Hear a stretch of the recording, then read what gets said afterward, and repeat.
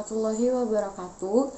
Di sini saya akan memaparkan kembali materi persatuan dan kesatuan bangsa pada masa revolusi kemerdekaan 18 Agustus 1945 sampai dengan 27 Desember 1949. Pada periode ini, bentuk pemerintahan adalah republik, yang mana presiden berkedudukan sebagai kepala pemerintahan sekaligus kepala negara. Sistem pemerintahan yang dipakai adalah sistem pemerintahan presidensial. Dalam periode ini, yang dipakai sebagai pegangan adalah Undang-Undang Dasar 1945.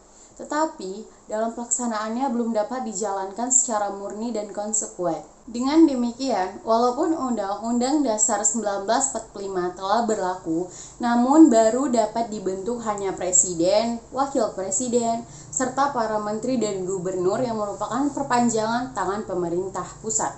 Adapun departemen yang dibentuk untuk pertama kalinya di Indonesia terdiri atas 12 departemen.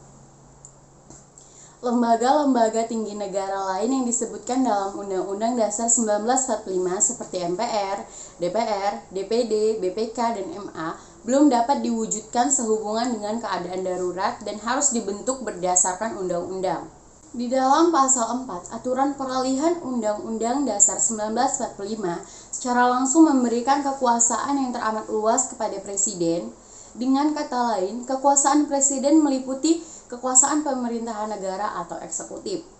Kekuasaan yang teramat besar itu diberikan kepada presiden hanya untuk sementara waktu supaya penyelenggaraan negara dapat berjalan.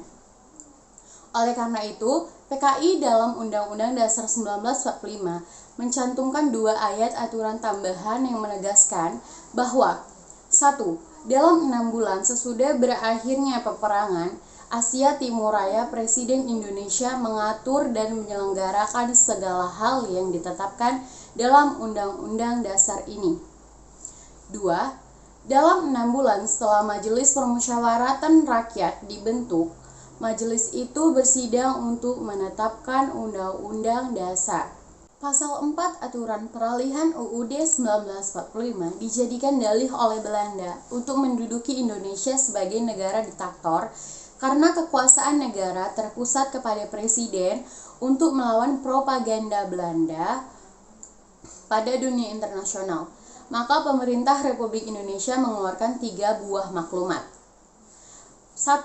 Maklumat Wakil Presiden nomor X tanggal 16 Oktober 1945 yang menghentikan kekuasaan luar biasa dari presiden sebelum masa waktunya berakhir atau seharusnya berlaku selama 6 bulan. 2. Maklumat pemerintah tanggal 3 November 1945 tentang pembentukan partai politik yang sebanyak-banyaknya oleh rakyat. Yang ketiga, maklumat pemerintah tanggal 14 November 1945 yang intinya mengubah sistem pemerintahan presidensial menjadi sistem pemerintahan parlementer. Ketiga maklumat di atas memberikan pengaruh yang cukup besar terhadap sistem ketatanegaraan Indonesia. Secara konseptual, perubahan ini diharapkan akan mampu mengakomodasi semua kekuatan yang ada dalam negara ini. Akan tetapi, pada kenyataannya, sistem ini justru membawa bangsa Indonesia ke dalam keadaan yang tidak stabil. Kabinet-kabinet parlementer yang dibentuk gampang sekali dijatuhkan dengan mosi tidak percaya dari DPR. Sistem pemerintahan parlementer tidak berjalan lama. Sistem tersebut berlaku mulai tanggal 14 November 1945 dan berakhirnya pada tanggal 27 Desember 1949. Dalam rentang waktu itu, terjadi beberapa kali pergantian kabinet. Kabinet yang pertama dipimpin oleh Sultan Syahrir yang dilanjutkan dengan Kabinet Syahrir II dan III. Namun, atas desakan dari beberapa partai politik, Presiden Soekarno kembali membentuk kabinet parlementer, yaitu A. Kabinet Amir Syarifuddin I, 3 Juli 1947 sampai 11 November 1947. B. Kabinet Amir Syarifuddin II, 11 November 1947 sampai 29 Januari 1948. C. Kabinet Hatta I, 29 Januari 1948 sampai 4 Agustus 1949. D. Kabinet Darurat atau Mr. Syarifuddin Prawinegara 19 Desember 1948 sampai 13 Juli 1949. Kabinet Hatta II 4 Agustus 1949 sampai 20 Desember 1949. Periode Negara Kesatuan Republik Indonesia berakhir seiring dengan hasil kesepakatannya Konferensi Meja Bundar yang mengubah bentuk negara kita menjadi negara serikat pada tanggal 27 Desember 1949. Periode ini juga ditandai dengan munculnya gerakan-gerakan separatis dengan tujuan mendirikan negara baru yang memisahkan diri dari NKRI. Adapun gerakan-gerakan tersebut diantaranya sebagai berikut. 1. Pemberontakan Partai Komunis Indonesia atau PKI Madiun 1948. Pemberontakan ini terjadi pada tanggal 18 September 1948 yang dipimpin oleh Musso. Tujuan dari pemberontakan PKI Madiun adalah ingin mengganti dasar negara Pancasila dengan komunis serta ingin mendirikan Soviet Republik Indonesia.